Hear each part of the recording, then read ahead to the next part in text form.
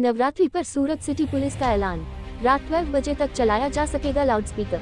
राजकोट घटना को लेकर नवरात्रि के दौरान गुंबद ने अग्नि सुरक्षा की व्यवस्था करने का आदेश।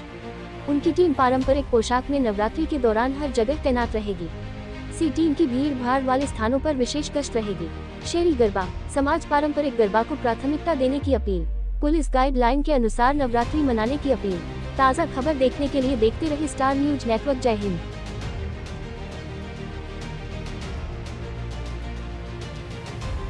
ગણપતિનો ઉત્સવ અને ઈદે મિલાદનો ઉત્સવ સુરતીઓએ બહુ જ સારી રીતે આ વખતે ઉજવ્યો. કોમી એકલાસની ભાવના સાથે આગળના આગામી તહેવારો પણ ઉજવાય એના માટે સુરત શહેર પોલીસ તૈયાર છે. નવરાત્રિનું જે આયોજન છે આપણે જાણીએ છીએ એમ કે વિશ્વના સૌથી લાંબો તહેવાર કહીએ. રાત્રિમાં ખૂબ મોડા સુધી શેરી ગરબાઓ ચાલતા હોય છે. તો આના માટે આપણે જાહેરનામામાં જે રાજ્ય સરકાર જે છે એ લાઉડ સ્પીકરની લિમિટ 10 વાગ્યાથી એક્સટેન્ડ કરીને 12 વાગ્યા સુધી કરવા માટે બહાર પાડે છે. એના આધારે સુરત શહેર પોલીસ કમિશનર તરફથી પણ આ જાહેરનામું બહાર પાડવામાં આવે છે.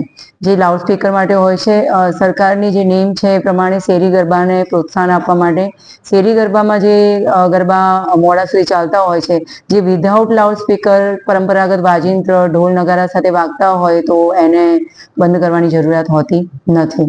ખાસ કરીને અવાવરૂ જગ્યાઓ જે હોય છે એની અંદર કોઈ છેડતીના પ્રશ્નો ના બને કે કોઈ અઘટિત ઘટના ના બને એના માટે અમારા બાઇક પેટ્રોલિંગથી માંડીને બોડી વોર્ન કેમેરા સાથે અમારી સી ટીમ જે છે પરંપરાગત વેશભૂષા સાથે અલગ અલગ જગ્યાએ તૈનાત રહેશે. ખાસ કરીને ઘોડેસવારની ટીમ પણ આ વખતે અમે યુઝ કરવાના છીએ. ડ્રોન સર્વેલન્સ પણ અમે આ વખતે યુઝ કરવાના છીએ.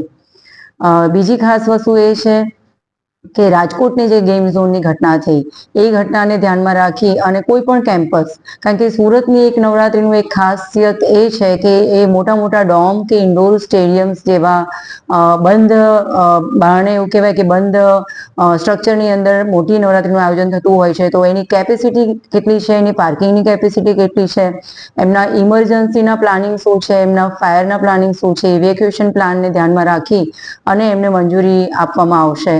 એમનું સ્ટ્રક્ચર જે છે એના સ્ટેબિલિટી સર્ટિફિકેટને વ્યવસ્થિત ચકાસણી કરવામાં આવશે. ત્યારબાદ જ એમને લાયસન્સ મળશે. ગત વર્ષની હું વાત કરું તો આશરે 17 જેટલા મોટા ગરબા આયોજકે મંજૂરી લીધેલી હતી. આ વર્ષે 13 જેટલા મોટા આયોજકની ઓલરેડી આપણને અરજી મળી ચૂકી છે અને એની કામગીરી હાલમાં ચાલી રહી છે. સુરક્ષાને લઈને કાયદો ને વ્યવસ્થા ક્યાંય પણ દોડાય નહીં.